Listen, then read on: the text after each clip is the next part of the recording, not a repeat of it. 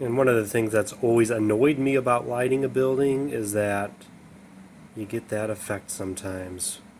When the light bulb is in the building, you can see it.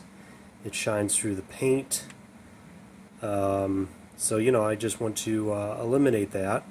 In my quest to find a solution, I found the aluminum foil tape. When it comes to the inside of these buildings, there are little windows. One there, and then obviously up here there's a whole bunch of various things. So you want to cut out access for the light to shine out through those. So when you're putting it in, it's as basic as it sounds. You line it up with corner to corner if you have a structure that allows you to do so. Measure it out, cut it. I do usually leave, maybe a quarter of an inch, give or take, in each corner to fold it into the corner so the corner does not become a light point, so light cannot escape through these corners.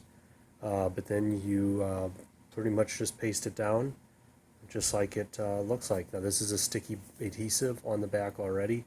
I know some have said that this adhesive over time might break down or it might mess with the plastic, but at this point I've never tried it and I'm going to find out. So after you cut off your strip, it is a little, it's been on this roll, so it has a bend to it. I just try to flatten out the bend. Pretty easy to do actually because this is an aluminum tape. You can just run it over the edge of a table in the opposite way that it's folding. Straightens it out pretty good. And then you got to be very careful with the adhesive back being sticky. So you want to kind of pre-bend certain things to get it started, to make it easier to lay it down flat. So as you can see here, the corners, I bent it up to leave a little extra. And as you can see, also that this is like real aluminum foil, and that you can bend it to meet corners, and it's really not necessary, but it is nice to know that you can do that, because I'm sure at some point it might be a nice feature of using this method, depending on what kind of structure you're assembling or if you have tight corners. But laid out pretty nice. And I'm going to go ahead and do all the upper corners that don't have light holes. So as you can see here, this one was laid out just like all the others, and I had to cut for the windows. It's actually a really easy process. There's a flap, as you can see right there. You just kind of lay it over where it needs to go, and I just use a knife and cut right as I need to, where it starts and ends, and lift the flap up, and you can either cut it off or fold it back, and there you go. So I'm going to do that process now for these little windows that actually do, there's a little, they kind of pop up from the plastic here. So whenever I lay the film over it, I'll know where they are and can cut out and then just peel the little section off. Okay, so on the back, there's two doors. There's one door here, and there's a door over here. And each has a little window in it. So I know it's hard to see with all this reflection going on, but if you just push your finger on that door, there's the window. You can see it. Same over here. Can't see it now. Keep pushing on that divot. Like I said, it's aluminum foil, so it molds very easily. And now you can see, plain as day, where that window is.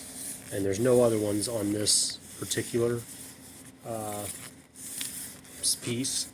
So now, instead of cutting out around the whole thing, I'm actually only going to cut the center, because it's a real small opening. This plastic piece is actually 3 or 4 times the size of the actual opening. So I'm actually only going to cut a very small piece in that center out. That way the door itself doesn't have light shining out around the window, but only through the window. Okay, so I cut them out. As you can see, very, very little slivers of foil taken out. So for spots like this with the window wall, it looks like from the outside, and here on the inside, you know, a lot of times you don't have to get perfect with it. Just cut out a rough opening, and then just cut off individual strips, small strips, just to make it perfect and get the outline you want. And as you can see, I've just placed little strips here to make it easier on myself, so I don't have to make everything perfect. But then you can outline that very well and not have light shining through on the edges. And over here, once again, I have all these garage doors that I need to cut out. I've just used my finger to make these bumps so I can get my knife and cut these out. So another example here of how to work around objects that are on the wall. This is the roof. And I use these sticks, popsicle sticks actually, glued to it just to provide extra support because I got some sag in the roof just because it's on top of such a large building. So these sticks, you want to work around them. That's not always easy to do, but that looks pretty good there. And how I did it was by laying a cut piece over, using my finger once again to outline the stick in both of them. Then just using a box cutter knife blade to cut along the stick, and then just push it through and cut it a little bit short on each end, push it down, and then just fold the extra around the stick to prevent any light from going in and around it. Just to show you, then I cut it through, and I'm going to just push down lightly, get it to kind of conform to the edges of that craft stick. Use your fingernail, the flat edge of your nail, running along there, can really flatten things out. Go back to the back side, do the same thing. Bubbles, doesn't matter, it's all inside the structure. Nobody's going to ever see this. One of the good things about doing this too is that it's reflective tape. So one little light bulb in a structure will cause that light to go through the whole structure. It's all reflective, so it's like having a whole bunch of mirrors in there. So there, the whole roof is now worked through. I got some excess showing through the edges. I'm going to go through and cut that off, and then I will be pretty much completed with this. Alright, so this is the end result. As you can see, the light is inside. There's no interior to this building yet. But as you move around the building, all you can see, as for light, are the cutouts. You got a garage door there. Nothing around the side. And I believe in the back, got some lights there. So I will show you this on the top. This is the top of the building. Looking down on it, you can see there are light gaps coming through at the top. It just takes you going in there with some strips of foil and tucking it around the roof of the facility.